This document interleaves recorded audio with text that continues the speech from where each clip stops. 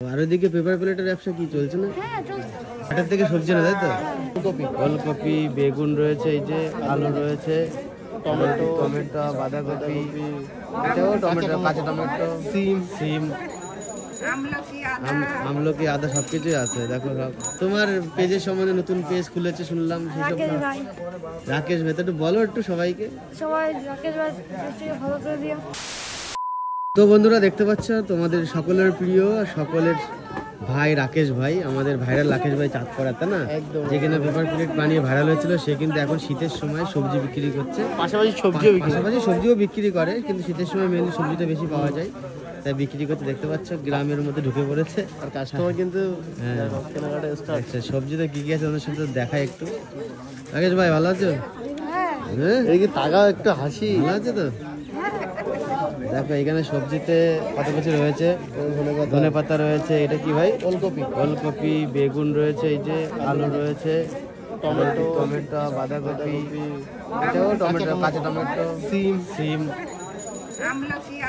আমলকি, আদা সবকিছুই আছে। দেখো সব। রাকেশ ভাই কখন বেরিয়েছো তুমি? আর সবজি, এই সবজিগুলো কখন এনেছো? 6টার সময় ভোর? হ্যাঁ, এই শীতের ভিতরে 6টার সময় কোথা থেকে গেছে?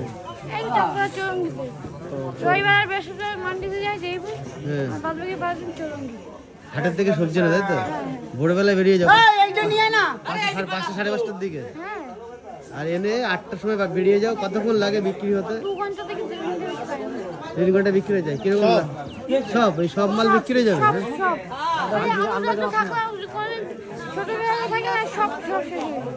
আর ম্যাক্সিমাম কত টাকার মাল তুলো প্রতিদিন? ঠিক নেই। আর ওইদিকে পেপার প্লেটের ব্যবসা কি চলছে না? এটা সাইড, এটা সব ভোরবেলা হয়, তাই তো? ব্যবসা কেন শেষ, তারপরে ওইটা শুরু হয়। বাহ বাহ, দেখতে পাচ্ছ ভাই সেই স্ট্রাগলের কাহিনী তোমাদের অনেকের তো মনে আছে। আর ভাই আবার এইটা কিন্তু আমরা জানতাম না, এটা আমরা বলেছিল, বাট আমরা সরাসরি দেখিনি। আজকে দেখে ফেললাম, আর আজকেই রাকেশ ভাইকে হাতে নাতে ধরে ফেললাম একদম সবজি বিক্রি করতে। ও এটা এক্সপ্লোর করতে চাইছিল, লজ্জা পাচ্ছিল। লজ্জার কিছু নেই, সবই ব্যবসা, সবই করে। ভাই কিছু বলো আমাদের, তোমার পেজের সম্বন্ধে নতুন পেজ খুলেছে শুনলাম, সেসব রাকেশ ভাই, একটু বলো একটু সবাইকে। এইভাবে বললে হয়, ভালোবেসে বলো। তুমি ওতে কি ভিডিও ছাড়ো? ডেইলি কি ছাড়ো?